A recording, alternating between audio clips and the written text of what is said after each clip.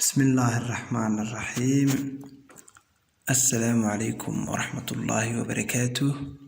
كسو دوادا بالأكاديمي iyo koorsadeenii personal development skills oo aynu maanta ku qaadan doono module-keenii labaad qaybtiisii u horeysay. Haddaba module-keena labaad ciwaankiisa guud waa health and wellness, caafimaadka iyo badqabka.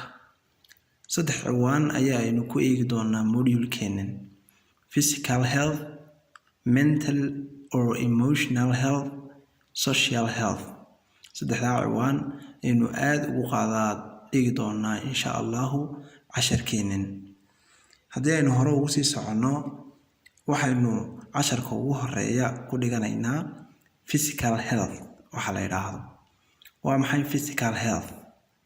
Physical health refers to the state of your physical body and how well it's operating. haddaba waxaa la yidhaha badqabka jireed waa xaaladda jirkaagu ku sugan yahay iyo habka ugu wanaagsan ee uu jirkaagu u shaqaynayo ayaa la yidhaahdaa badqabka jireed. When you were a child, markaad ilmo yar ahayd, parents made sure that you ate the right foods and got enough rest. waalidka ayaa hubin jiray inaad cuntooyinkii ugu saxsanaana cuntay, nasasho wanaagsanna aad heshay. And they decided whether you needed medical care. iyaga markaa go'aamin jirin inaad u baahan tahay caafimaad ama inaad u baahan tahay daaweyn. But now you have more responsibility. laakiin hadda markaad qof weyn oo muddo kale noqotay, adigaa mas-uuliyaddii qaadaya for your own physical health. mas-uuliyaddaadii badqabka jireed adigaa qaadaya oo jirkaagii la soconaya axwaashiisii. You make choices about what to eat and when to work, relax and sleep. adigaa kala dooranaya oo doorashooyin ka sameynaya xilligaad wax cunayso, xilligaad nasanayso, xilligaad shaqaynayso iyo xilligaad seexanaysaba. waxaynu garanaynaa marka aynu doonayno in aynu horumar shakhsiyadeed samayno in caafimaadku uu yahay doorka ugu muhiimsan ee shakhsiyadeenna horumari kara. marka aynu caafimaad qabno aynu tallaabooyin wanaagsan qaadi karnaa. laakiin marka aynu xanuunan la daala dhacayno, badanaa go'aamo wanaagsan ma qaadano, sababtoo ah jirkeennii ayaa dhibtoonaya ama maskax ahaan uma deganinba. markaa qofku marka uu caafimaadka qabo ayuu go'aamada ugu saxsan qaadan karaa. sidaa darteed shakhsiyadaada iyo naftaadaba waajib baa kaa saaran, waa inaad daryeeshaa jirkaaga iyo naftaadaba. waayahay, ciwaanka inoogu xigaa muxuu noqon doonaa? waa nutrition. waa isla ciwaankan physical health ayuu xiriir la leeyahay. nutrition waxa weeyaan cuntooyinka nafaqada leh. There's an expression which says, waxaa jirta odhaah tiraa, you are what you eat. adigu waxaa tahay wixii aad cunto un. macnaha intii aad cunto ama wixii aad cuntada ka cunto ayuunbaa jirkaaga adiga kasoo muuqan doona. intaasunbaa tamar ahaanna soo bandhigi doontaa weyaan odhaahda macnaheedu. It holds a lot of truth. odhaahdana waxay sidataa run fara badan bay sidataa, waana xaqiiq. Healthful eating can reduce the risks of weight problems. haddaba si caafimaad qabta marka wax loo cuno, waxa aynu yarayn karnaa dhibaatooyinka culayska ama buurnida ah ayaynu yarayn karnaa. Heart diseases, diabetes and some forms of cancer. sidoo kale waxaanu ka takhalusi karnaa xanuunada wadnaha ku dhaca, macaanka iyo qaar ka mid a cudurrada kansarka la yidhaahdo. haddii aynu cunno cunto isku dheeli tiran oo dhinac walba iska leeg haddii aynu cunno. Eating wide variety of nutrition foods including plenty of fruits and vegetables helps you achieve wellness.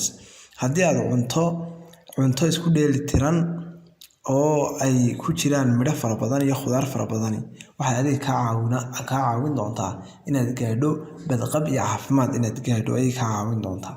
marka had iyo goor waxa wanaagsan cuntooyinka khudaarta ayaa wanaagsan. waayahay, qodobka labaad wuxuu noqonayaa mental or emotional health, badqabka maskaxeed ama badqabka dareen. badanaa waxaa jirta mararka qaarkood waxaan dareennaa qalbi ahaan ama maskax ahaan inaynaan u deganayn. Ha keenaan oraahyo dadyowga kale nagaga yimaada ama muxuu ahaayey waxyaabaha aanayna cajabin oo ay dadku inaga sheegaan, ama dhaliilo laynoo soo jeediyo, ama canaanba ha ahaato.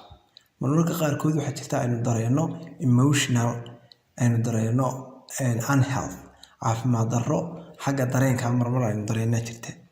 sidaa darteed mar walba qofka waxaa waajib ku ah si uu shakhsiyadiisa u dhiso inuu dareenka naftiisa maamulo oo uu weliba ka ilaaliyo xanaaqa fara badan iyo muxuu ahaay cadhada faraha badan. Mental health is emotional. caafimaadka maskaxdu waa dareen, psychological and social well-being, iyo caafimaad qab ama bedqab nafeed iyo ruuxeedba. It affects how we think. waxay saameysaa markaa mental healthku caafimaadka ama bedqabka maskaxdu wuxuu saameeyaa how we think, sidaynu u fikirno, feel, sidaynu dareeno, and also act, iyo sidaynu u falcelinaba.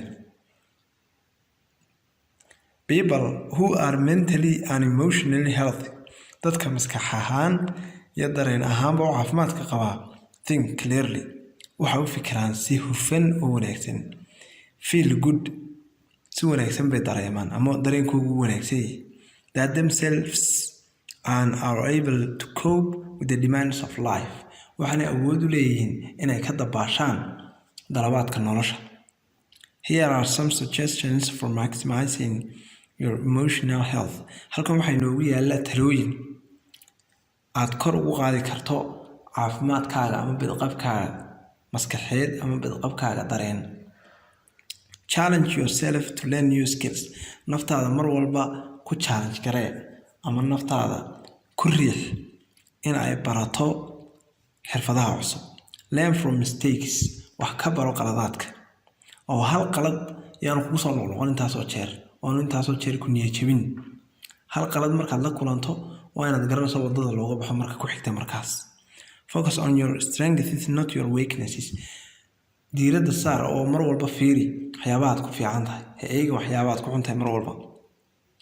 Take responsibility for your choices and actions. adigu mas-uuliyaddaada qaad, weliba doorashooyinkaad samayso iyo tallaabooyinkaad qaadaba mas-uuliyaddooda adigu waa inaad qaado. shaqo haddii aad qabato, shaqadaa wixii ka yimaada mas-uuliyaddeeda adigu waa inaad saarto. waa inaad odhan ciddan ay ahayd maamulaha sidan ahaa, ciddanaa sidan ahayd. mas-uuliyadda shaqada aad qabatay wixii kasoo noqday adiga shakhsiyadaada waa inaad adigu qaadi karta mas-uuliyadda, oo aanad cidnaba dhaleecayn saarin. mararka qaarkood waxaa noogu keenay niyad jab inaynu noqono isla saxanayaal, oynu inagu badanaa inagoo og inaynu qaladka leenahay haddana odhanno maxaa hebel baa waxa iyo waxaa ii diray, isagaa qaladka iska lahaa markii hore. waxaa laga yaabaa inaad naftaada u fiirsan ama aanad adigu mas-uuliyaddiisa saarin baa laga yaabaa. Be open-minded and flexible. noqo mid maskaxdiisa furan tahay oo furfuran. Develop positive ways to handle your emotions. baro habab togan oo aad u maamuli karto dareenkaaga. halkaas waxay noogu dhammaaday module-keenii 2 qaybtiisii 1. waanad mahadsantihiin. wassalaamu calaykum waraxmatullaahi wabarakaatu. waanu idin jecelahay. nagu xidhnaada. waad mahadsantihiin.